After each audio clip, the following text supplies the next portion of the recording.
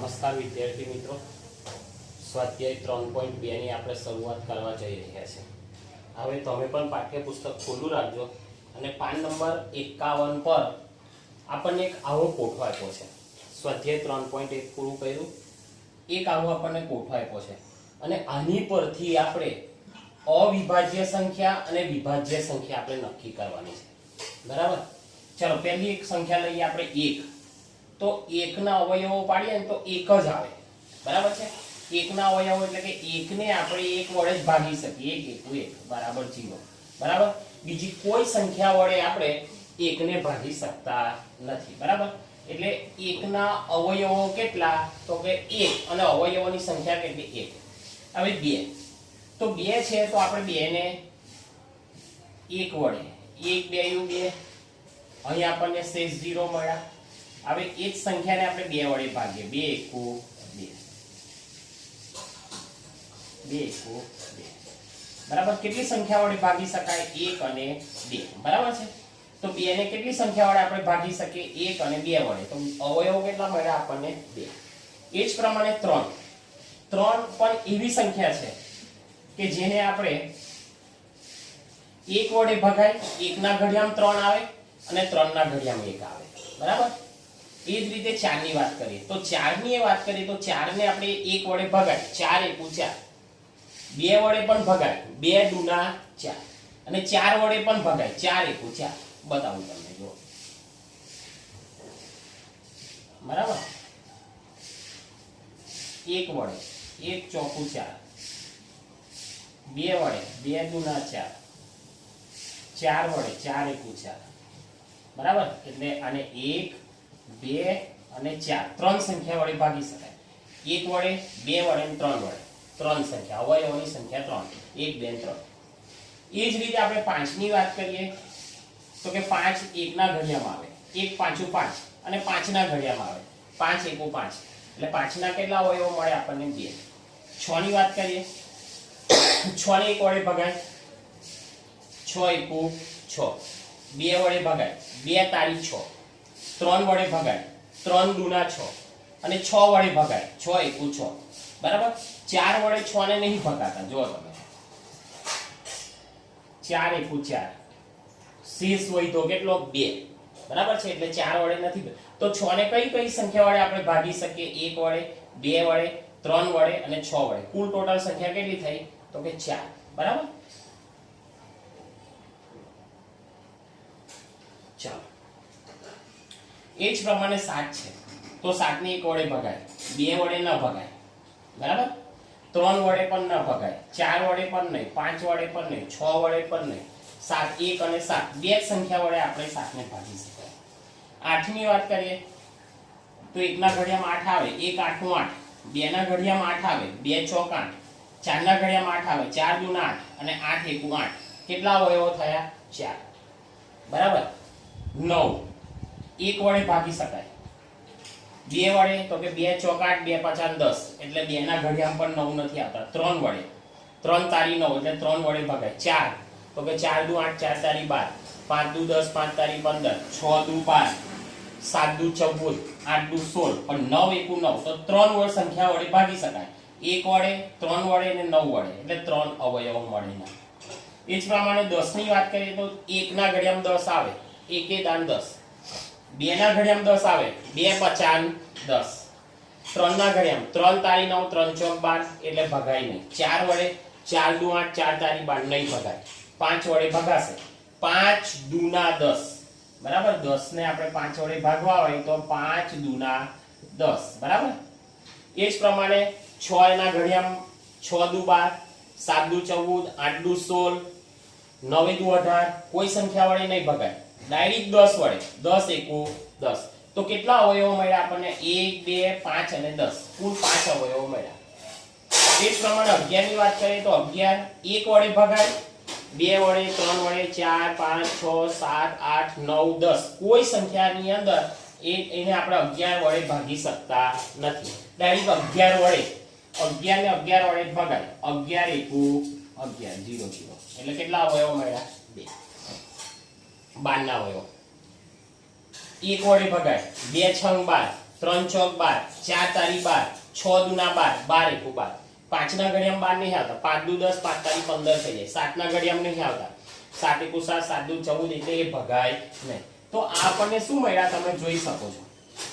આ જે એક છે એકને એક વડે ભગાય, બે ને આ બે સંખ્યા વડે આપણે બે ને ભાગી શકીએ, 3 ને આ બે સંખ્યા, 4 ને આ સંખ્યા વડે આપણે 4 ને ભાગી શકીએ, એટલે એના શું છે અવયવો છે.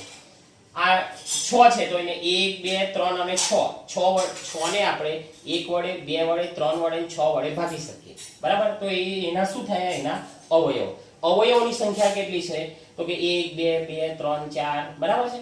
હવે તમે જો આની અંદર તમે જોઈ શકો છો પહેલો એક એવો છે કે એને ફક્ત એક જ અવયવ મળે છે, બરાબર. એક કેવો છે એને એક જ અવયવ મળે એટલે કે સંખ્યા પોતે, બરાબર. એક જ અવયવ મળે છે તો કે કઈ એકનો અવયવ આપણને એક જ મળે છે એટલે કે સંખ્યા પોતે છે, બરાબર. ચાલો હવે એ સિવાય તમે બીજું ચેક કરો તો ઘણી સંખ્યાઓ એવી છે કે જેનો અવયવ એક અને સંખ્યા પોતે બે જ અવયવ છે. આની અંદર ઘણી સંખ્યાઓ એવી છે કે એને ફક્ત બે જ અવયવ છે. કયા કયા? એક અને સંખ્યા પોતે. કઈ કઈ છે આપણે જોઈ લઈએ. તો કે જો આ બે, તો કે એના બે જ અવયવ કયા કયા? કે એક અને સંખ્યા પોતે, એક આ અને એક આ. ચાલો આગળ આ પાંચમા નંબરનું 1 અને 5. આને તો છે આઈ 7, પછી 1 3 9, 1 2 5 10 છે, બરાબર.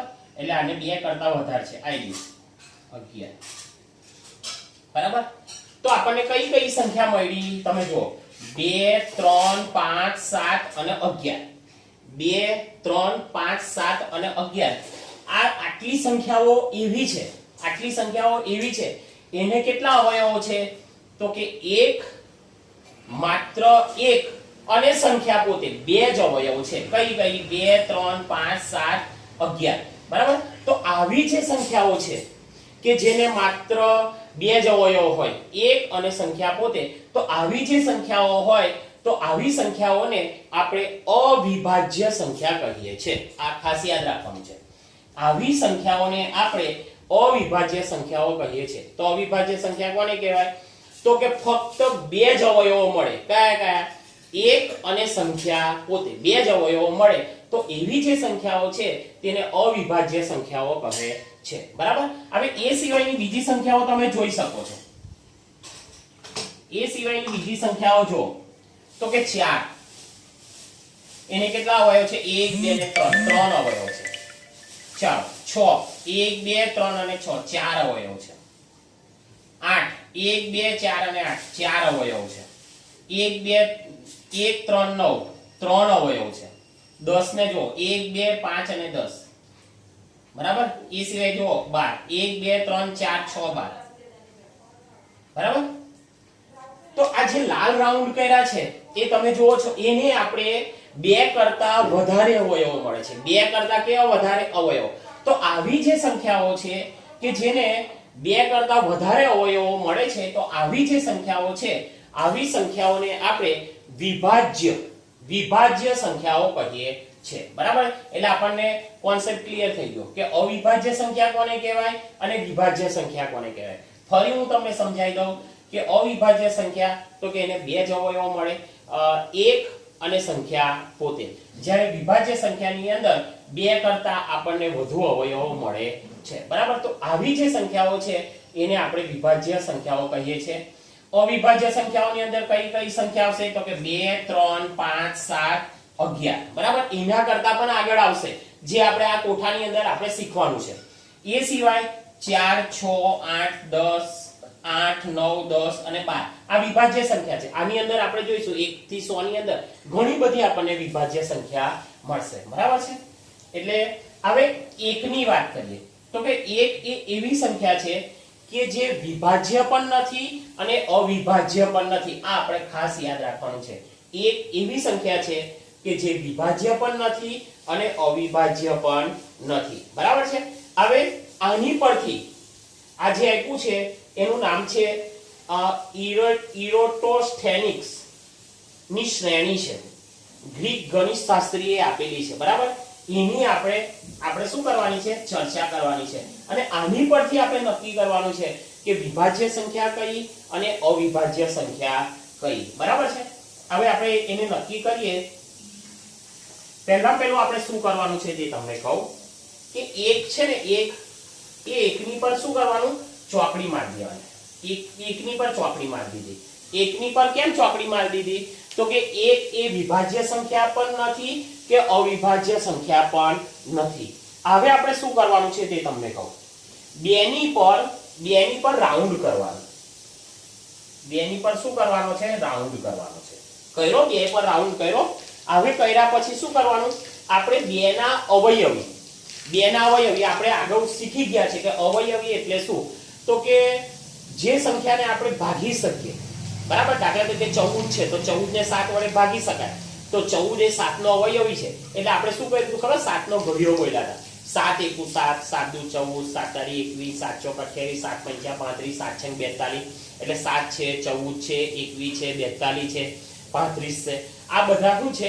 7 ના અવયવી છે. એટલે આપણે શું કરવાનું? અવયવી શોધવા માટે પહેલા આપણે 2 નો ઘડિયો બોલશું અથવા કોઈ પણ સંખ્યાને 2 વડે ગુણશું તો એના આપણને શું મળશે? અવયવી મળશે. હવે ચાલો સમજો કે 2 પર મેં ભૂરા કલરથી રાઉન્ડ કર્યું છે.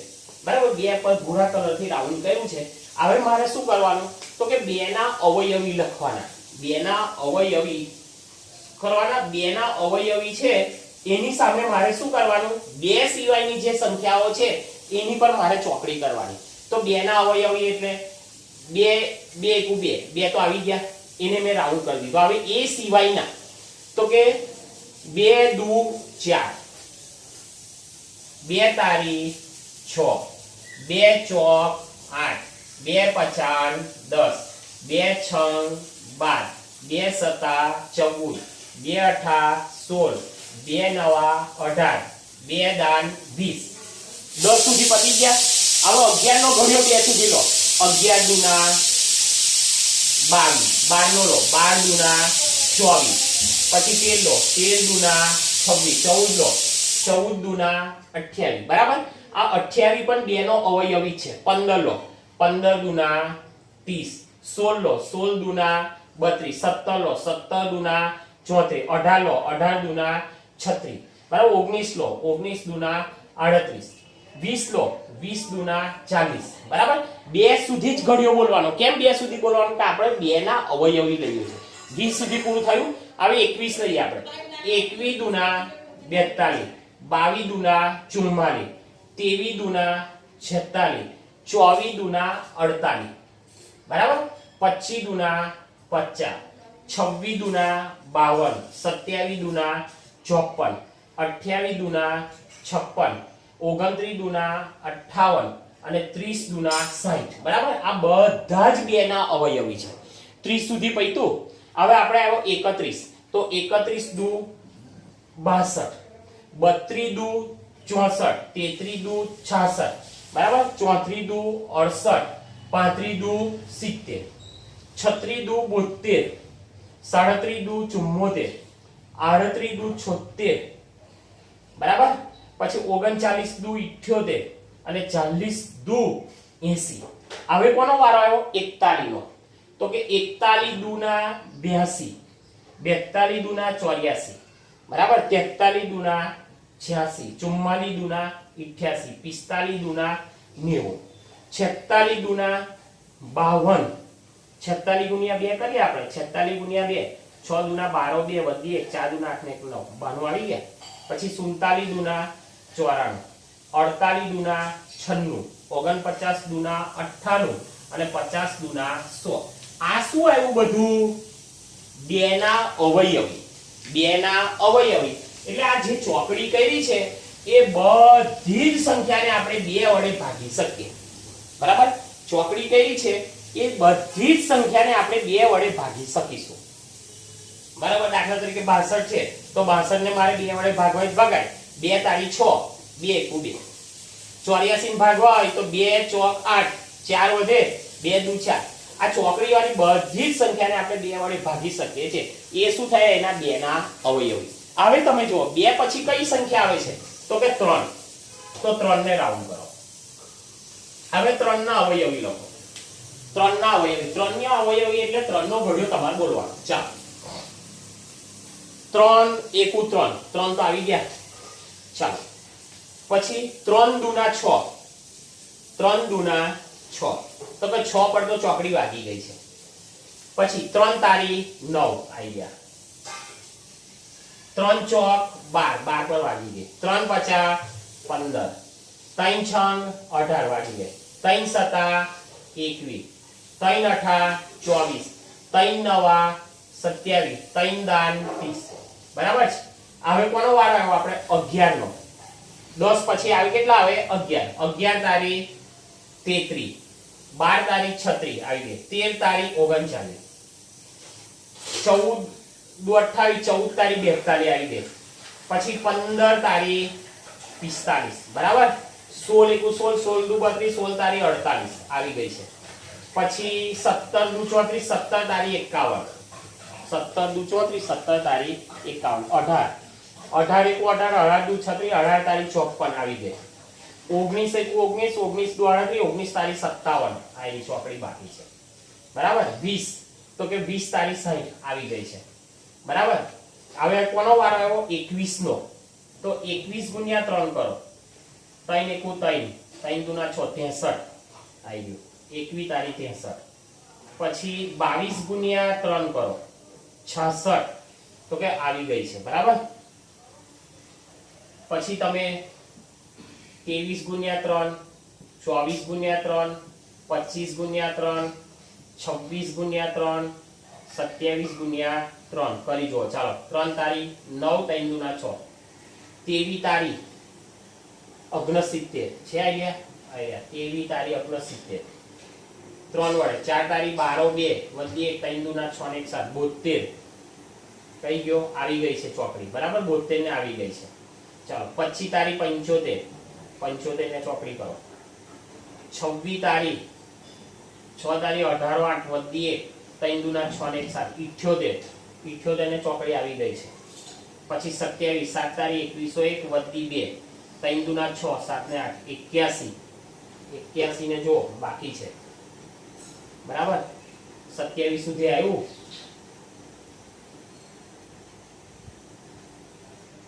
હવે આપણે 28 ની વાત કરીએ. 28 ગુણ્યા 3, 29 ગુણ્યા 3. ચાલો 8 તારી 2404 વધી 2, 3 દુના 6, 7 ને 8, 84. જો 84 કઈ છે? આવી ગઈ ચોકડી.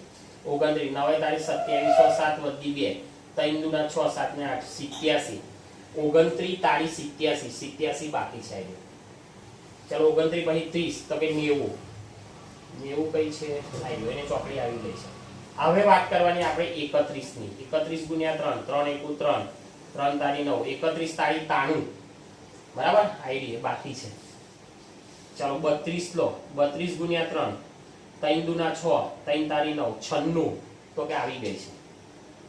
હવે 32 ગુણ્યા 4 કરીએ. 4 દુ 8, 4 દુ 8, 4 તારી 12, 128 આપણી માં આવતું નથી. બરાબર. ચાલો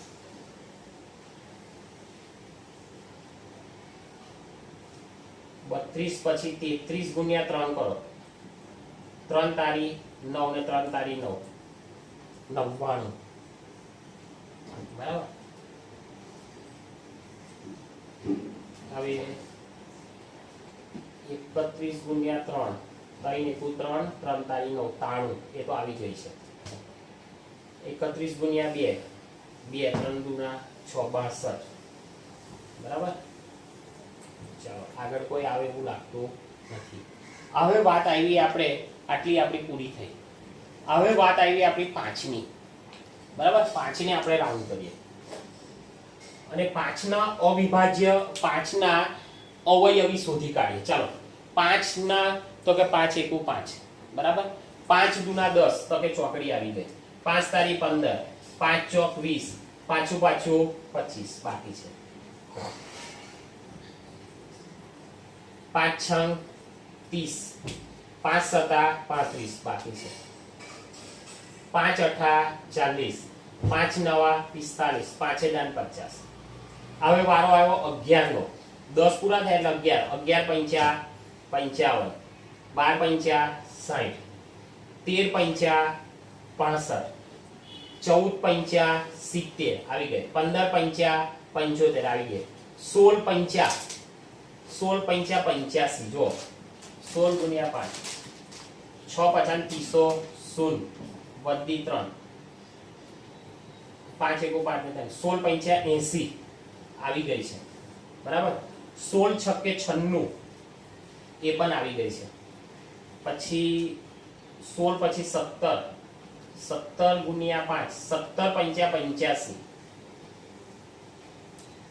17 પંચા 85 7 પંચા 3505 17 પંચા 85 પછી 18 17 પછી 18 18 પંચા 90 19 પંચા 19 ગુણ્યા 5 4505 વધી 4 9 95 19 પંચા 55 બરાબર છે. આ આપણી સંખ્યાઓ થઈ.